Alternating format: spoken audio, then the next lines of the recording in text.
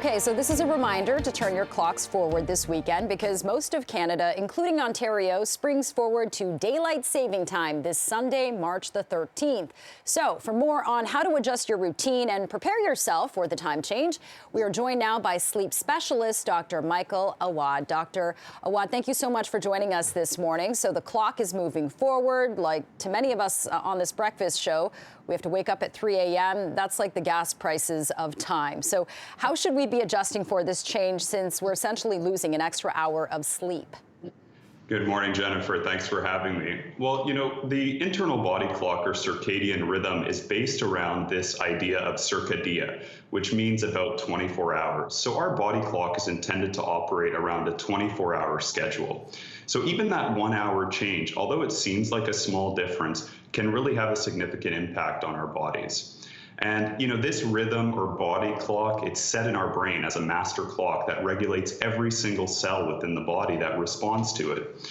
So this 1 hour change we've seen can be associated in the week following daylight savings time. It can be associated with up to a 24% increased risk of heart attacks, a 6% increased risk of fatal motor vehicle accidents, and also an increase in workplace productivity issues and workplace accidents. So we really do need to prepare for it, and there are a few key steps that we can take to get ready for it. Okay, and what are those key steps before I get to what we can do for kids?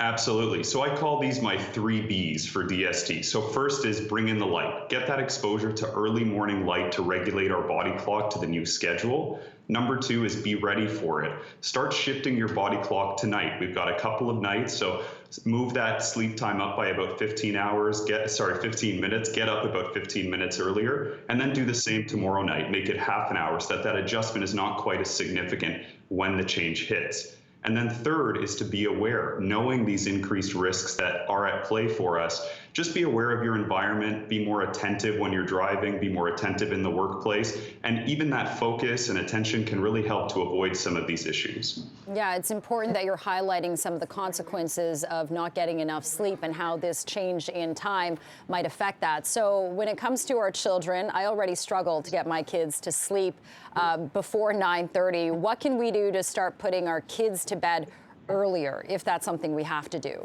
Yeah, well, there's really nothing too different that we're going to do when it comes to children. We've got to treat, the children like we do ourselves. That really means getting them to bed just in increments earlier. So 10 or 15 minutes change can really help to get them in sequence a little bit earlier than we normally would. So take advantage of this opportunity leading up to daylight savings time in order to get them into bed a little bit earlier, and also really limit that exposure to light in the evening. That's going to be an absolute key for the young ones. The iPads or tablets really need to be away from them for at least 3 to 4 hours before they're getting ready to get to bed. Otherwise, that light directly talks to receptors in the back of our eyes that speak to the master clock in our brain and tell us it's actually time to be awake. Okay, and very quickly, if you can give me a yes or no answer, should we be using sleep aids or drugs to help us through this period? Not through this period. And if you do need those, then it's really a good idea to speak with a sleep specialist. Okay, and you are a sleep specialist and Canada's first sleep surgeon, Dr. Michael Awad. Sleep specialist, thanks so much for joining us to chat about this. Have a nice day. Thanks for having me, and a huge shout out to our team at Peak Sleep.